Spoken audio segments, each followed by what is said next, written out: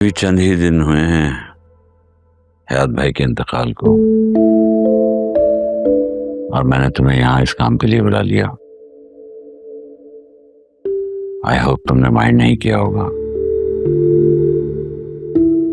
क्या करूं बेटा, बेटियों का बाप हूं, कुछ ना कुछ तो करना पड़ेगा ना। इसे माइंड करने वाली क्या बात है अंकल? बाबा चले गए और सबने एक ना एक दिन जाना ही है, लेकिन दुनिया चलती रहती है अंकल, दुनिया नहीं रुकती।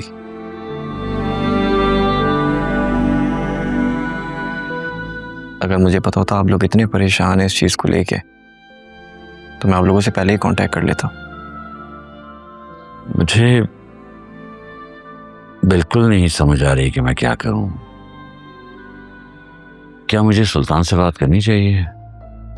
खबीस इंसान से लड़ने के लिए अंकल खबीस बनना पड़ता है, जो कि आप और मुझ जैसे लोग नहीं बन सकते। वो आपकी सोच से ज्यादा घटिया इंसान है। तो फिर क्या करना चाहिए बेटा? इस तरह यूं हाथ पे हाथ रखकर तो नहीं बैठ सकते ना। फिर ये भी नहीं पता कि असफर और सुल्तान के दरमियान में क्या खिचड़ी पक रही है। अंकल सारी सूरत हाल को देखकर मुझे एक ही सोल्यूशन समझ में आता है, हमें भाई से बात करनी चाहिए। जब मैं जेल गया था, भाई ने अपने किसी दोस्त से बात की थी। पुलिस वालों ने सुल्तान का जो हाल किया था, उसकी औकात याद दिला दी थी उसको। अकरम, मुझे नहीं समझ आ रही मैं किस मुंह से उससे बात करूं। सच पूछो तो मुझे तो बड़ी शर्मिंदगी होती है। आप क्यों बात करेंगे अंकल? मैं बात करूंगा भाई से। ये सब कुछ जो हो रहा है उसका जिम्मेदार मैं ही। लेकिन उसे तो ये भी नहीं पता कि तुम और फिजा। अंकल भाई को सब मालूम है, लेकिन अब इससे कोई फर्क नहीं पड़ता। देखो बेटा, मैं लड़कियों का बाप हूं, मुझे कहने से पहले भी सोचना पड़ता है और कहने के बाद भी। इसलिए मैं नहीं चाहता कि मेरी बेटी के कैरेक्टर पे कोई सवाल उठे। अंकल मैं आपसे वादा करता हूँ, फिजा के ऊपर कोई उंगली नहीं उठाएगा। ये सब कुछ मेरी वजह से हुआ है और इसे मैं ही ठीक करूंगा। ये सब मेरी जिम्मेदारी है।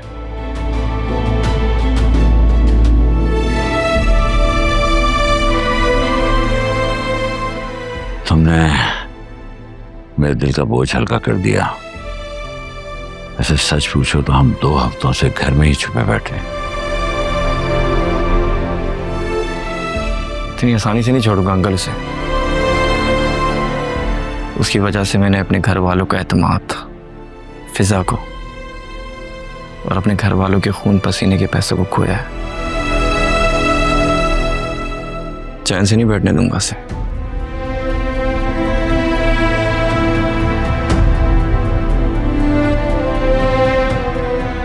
कितना प्यार करते हो मेरी बेटी से?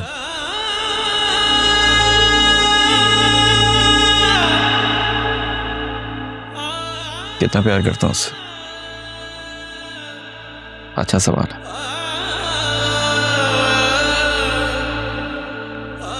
उसके खातिर जेल तक चला गया, 2-3 दिन तक पिटता रहा, फिर भी उसका नाम नहीं लिया। इससे ज्यादा और क्या करता?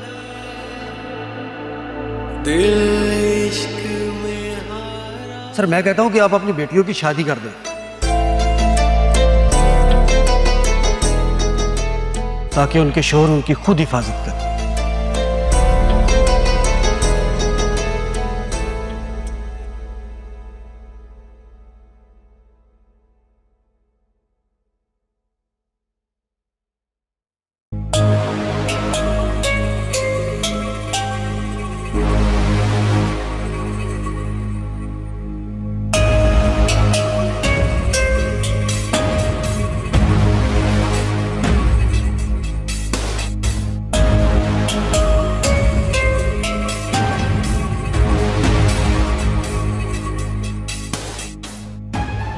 आखिर कब तक तुम यहाँ पड़े रहोगे? कहीं दफा क्यों नहीं हो जाते?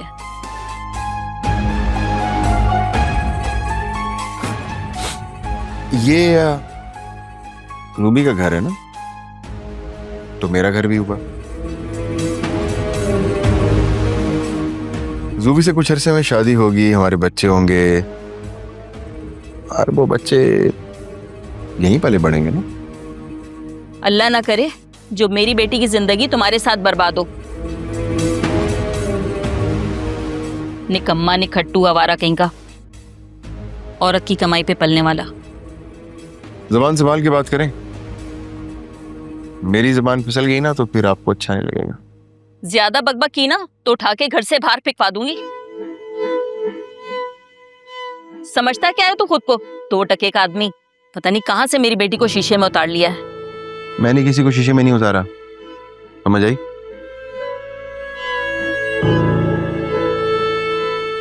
आपकी बेटी मोहब्बत करती थी मुझसे, मुझे कॉल्स करती थी, दोस्ती कर लो मुझसे, मोहब्बत करती हूं तुमसे, समझ आई? किसी को जाके समझाना है तो उसको जाके समझाएं, मुझे नहीं। और अगर मैं आज यहाँ हूं तो आपकी बेटी की वजह से, ना मैं उसकी बातों में आता और ना आज यहाँ इस तरह पड़ा होता। तो निकल जाओ ना, क्यों पड़ो यहाँ पर? और खबरदार जो मेरी बेटी के बारे में एक लफ्ज भी बोला तो तुम्हारी जबान हलक से खींच लूंगी मैं। क्यों? क्या गलत बोला है मैंने? जाके अपनी बेटी को समझाएं, इश्क का भूत उसके सर पे सवार था, मेरे नहीं। उसके इश्क का भूत तो मैं बाद में उतारूंगी, पहले तो तुम निकलो इस घर से। चलो शाबाश, उठो यहाँ से, उठो।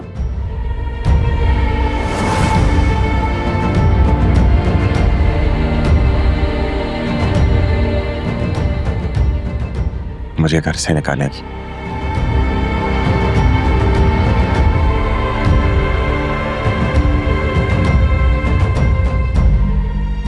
चलें, उठ जाएं अब, ड्रामे ना करें, इतनी कोई ज्यादा नहीं लगी है।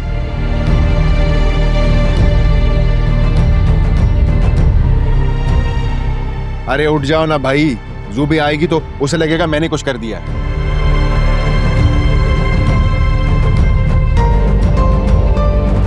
Hello,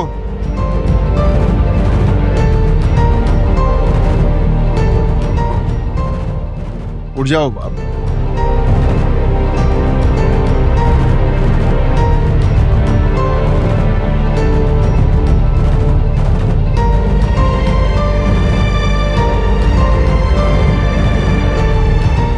aunty,